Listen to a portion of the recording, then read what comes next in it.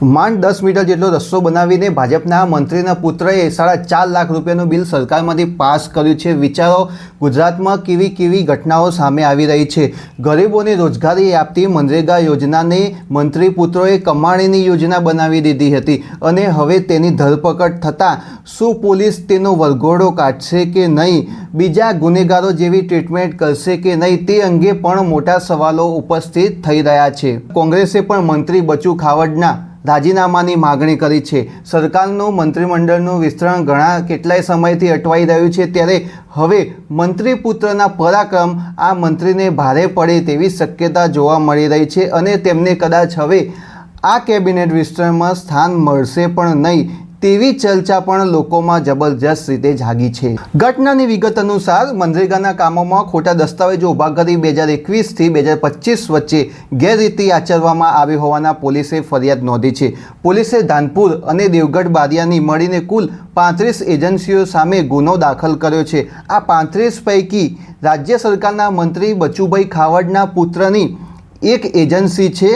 બચુભાઈ ખાવડના પુત્ર બળવંત ખાવડની એક એજન્સી હતી। પોલીસે મનરેગામાં કૌભાંડ મામલે કાર્યવાહી કરતા મંત્રી બચુ ખાબડના પુત્ર બળવંત ખાબડ અને તત્કાલીન ટીડીઓ દર્શન પટેલની ધરપકડ કરી છે।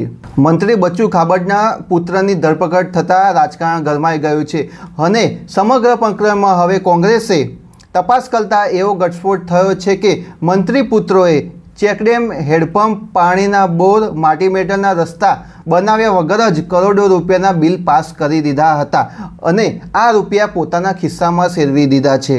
દેવગઢ બારિયા તાલુકાના કુવા તેમજ રેઢાણા તથા ધાનપુરના સીમામોઈ સહિતના 3 ગામોમાં માટી મેટલ રોડ, સીસી રોડ, ચેકવોલ, સ્ટોનબંધ જેવા મનરેગાના કામોમાં માત્ર દેખાડા પૂરતું કામ કરવામાં આવ્યું હતું। કાગળ પર ડામરના રસ્તા બન્યા છે તેવું દેખાડી દેવામાં આવ્યું હતું। વાસ્તવમાં આજે પણ આ માર્ગો ઉબડ-ખાબડ સ્થિતિમાં છે। કુવા રેઢાણા ગામમાં 339 ચેકડેમ બનાવાયા નથી, તેમ છતાંય બધું કાગળ પર દર્શાવી બારોબાર પેમેન્ટ લઈ લેવામાં આવે છે।